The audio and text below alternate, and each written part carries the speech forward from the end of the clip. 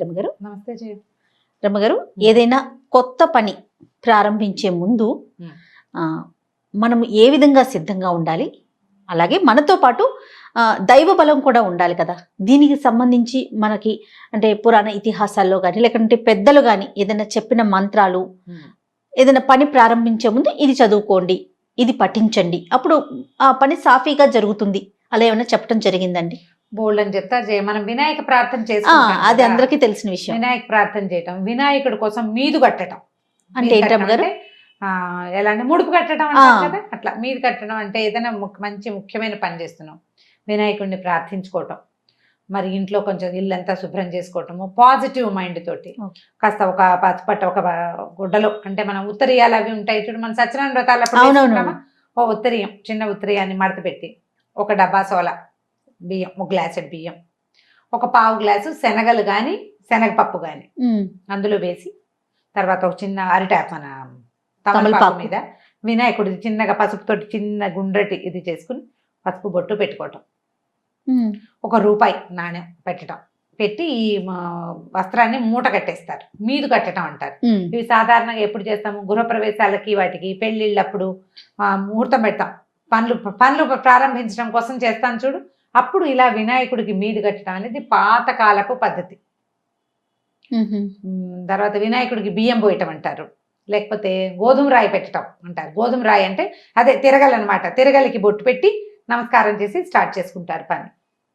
అయితే ఇలా చేసేటప్పుడు మనం ఏ పని అయితే మొదలు పెట్టామో ఆ కార్యక్రమం అయిపోయాక వినాయకుడి బియ్యాన్ని వండటం, కుడుములు చేసి వినాయకుడికి నివేదన చేసి మా పని సజావుగా అయింది నాయన అని నమస్కారం చేసుకోవటం ఒక పద్ధతి. పూర్వకాలం నుంచి చాలా చోట్ల ఆచరించేదే. పెళ్ళిళ్ళు, గృహప్రవేశాలు, ఏదైనా ఫంక్షన్లకి ముందు ఈ పని చేస్తాం. అయితే ఇప్పుడు మనం రోజువారీ దైనందిన జీవితంలో ఏదైనా కొత్త పని ప్రారంభించేటప్పుడు ఏం చేయాలి అంటే, మొదట పాజిటివ్గా ఉండాలి. మనం ఏ వ్యాపారమో, పనో, ఉద్యోగమో ఉంటే దాని ఆను ముందు వెనక 4 తెలుసుకోవాలి. ఆల్రెడీ ఆ రంగంలో ఉన్న వాళ్ళతోటి మాట్లాడుకోవాలి. మనం ఏదైనా ఒక పని చేసేటప్పుడు హోప్ఫుల్గా చేయాలి చూడు.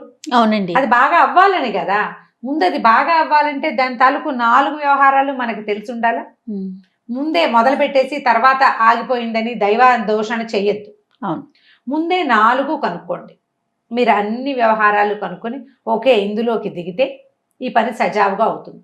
మనకి దైవ సహాయం కావాలి. ఈ దైవ సహాయం కోసం మనం ఈ పని మొదలు పెట్టుకోవాలి. ఇట్లా వినాయకుడికి నమస్కారం చేయటం, వినాయకుడి కోసం ఒక చిన్న బెల్లం ముక్క నివేదన చేయటం. రోజు ఈ పని మొదలు పెట్టుకున్నాక ఏదో కాగితాలు రాయటం మొదలు పెడతాము. తర్వాత ప్లానింగ్ స్టార్ట్ చేస్తాము. ఈ ప్లాన్ సరిగ్గా అవ్వాలన్నా కూడా మీరు వినాయకుడి కోసమే ప్రత్యేకంగా దీపము, వినాయకుడికి ఒక చిన్న బెల్లం ముక్క నివేదన చేయటము అలవాటు చేసుకోండి. ఈ గణపతి విగ్రహాలు మనకి చిట్టివి, పెద్ద పెద్దవి బోల్డ్ అని కానీ దొరుకుతాయి, ఎన్ని రకాలు. ఒక గణపతి ప్రతిమని ఉంచుకోవటం, రోజు ఆ గణపతి ప్రతిమని శుభ్రం చేయటం మనం ఒక ప్లానింగ్ మొదలు పెట్టంగానే చేయాల్సిన పని అనమాట. శుక్లాంబరధనం విష్ణు శశివర్ణం చతుర్భుజం ప్రసన్నవదనం ధ్యాయేత్ సర్వవిఘ్నోపశాంతయే. ఈ శ్లోకం చెప్పుకుంటాం. ఇంకా మీకు మంచి శ్లోకాలు వస్తే 4-5 శ్లోకాలు చెప్పుకోండి, పద్యాలు కూడా. మీ గణేష్ పంచరత్నాలు లాంటివి చెప్పుకోవటం. గణపతికి చక్కగా పసుపు పెట్టి దాని మీద కాస్త ఆయనకు బొట్టు పెట్టడం.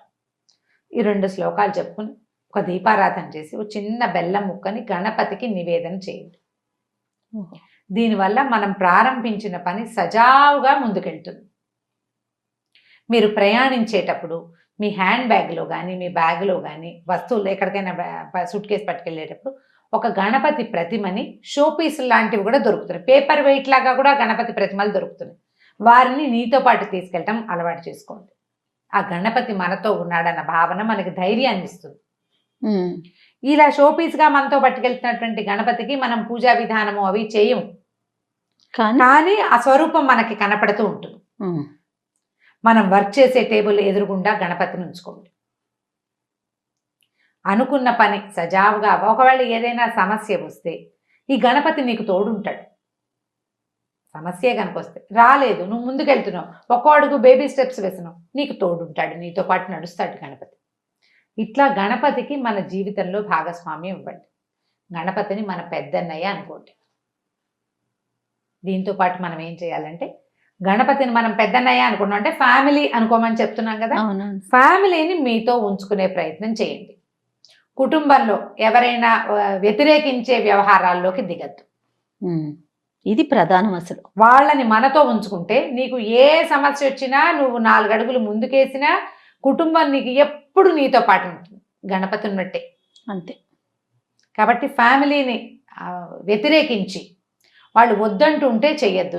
ఏది కూడా వ్యాపారం కానీ, విద్య కానీ, పరిశ్రమలు పెట్టడం కానీ, వివాహం చేసుకోవటం కానీ ఒప్పించి చేసుకోండి.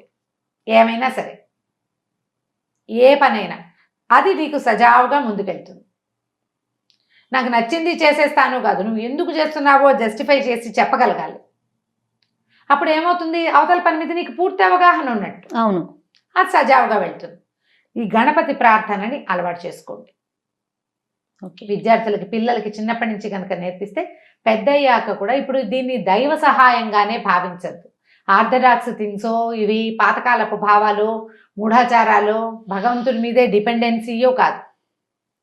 భగవంతుణ్ణి మనతో పాటు ఉంచుకోవడం అదొక నమ్మకం కదండి. అంతే, ఒక పాజిటివ్ ఎనర్జీ.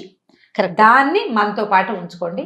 గణపతి ప్రార్థన బాగా రెగ్యులర్గా చేసే అలవాటు ఉంచుకోండి. విద్యార్థులతో పాటు వాళ్ళ టేబుల్ మీద గణపతి ఉండాలి. ఎక్కడికైనా ప్రయాణిస్తుంటే ఒక చిన్న గణపతి విగ్రహం వాళ్ళతో పాటు వెళ్ళాలి.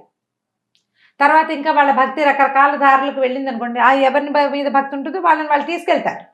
పెరిగి పెద్దయ్యాక. చిన్నతనం కనుక మనం ఇట్లా అలవాటు చేస్తే ఆ తోడుగా ఉండటం, ఎవరో ఒకళ్ళతోటి అట్లా ఉండటం, దానివల్ల ఏమవుతుందంటే తమకి గణపతి నిలబడ్డట్టుగానే వీళ్ళు ఇంకొకళ్ళకి ఆలంబనగా నిలబడ్డం వస్తుంది. అవునవును. తర్వాత రమగారు, తప్పు చేస్తే ఏదన్నా తెలిసి తెలియక చేసినా అమ్మో దేవుడున్నాడు శిక్షిస్తాడేమో అనే ఒక భయం కూడా చిన్నప్పటి నుంచే అలవరుతుందండి. దీనికి చిన్న కరెక్షన్ చెప్తాను, చెప్పండి. ఈయనకి నచ్చదేమో అని అనిపించాలి మనకి. దేవుడికి నచ్చదు, అమ్మో నేను ఇలా చేయకూడదు, దేవుడు మెచ్చని పని అని అనిపించాలి. దేవుడు శిక్షించి నిన్ను పడేయడు, పాడు చేయడు, కానీ చూస్తాడు. అది కరెక్ట్ అండి, మీరు చెప్పింది కరెక్ట్. మనం భగవంతుడు మనల్ని చూస్తున్నాడు, అతను మనతో పాటు ఉన్నాడు, ఆయన మెచ్చే పని చేయాలి కానీ నచ్చనిది చేయకూడదు అనే ప్రాక్టీస్ మన బ్రెయిన్కి మనం అలవాటు చేసేసేయాలి. పిల్లలకి నేర్పిస్తే క్రమంగా వాళ్ళు అది అలవాటులో ఉంటారు. భగవంతుడు చెప్పుకోవటం, చేసిన పొరపాటు దాన్ని సరిదిద్దుకోవటం, మళ్ళీ చేయకపోవటం, అవన్నీ కూడా ప్రాక్టీస్ అవుతాయి. సో ఏ పని మొదలుపెట్టినా గణపతిని తొలిగా ఆరాధించాలి. ఆయన్ని మనతో పాటు ఉంచుకునేలాంటి ప్రవర్తనని మనం కలిగి ఉంటే మొదలుపెట్టిన పెద్ద పనైనా చిన్న పనైనా తప్పకుండా అవుతుంది. ఎందుకంటే ఈ పాజిటివ్ ఎనర్జీ మనతో పాటు ఉంటుంది కాబట్టి. రైట్. నమస్తే రమగారు.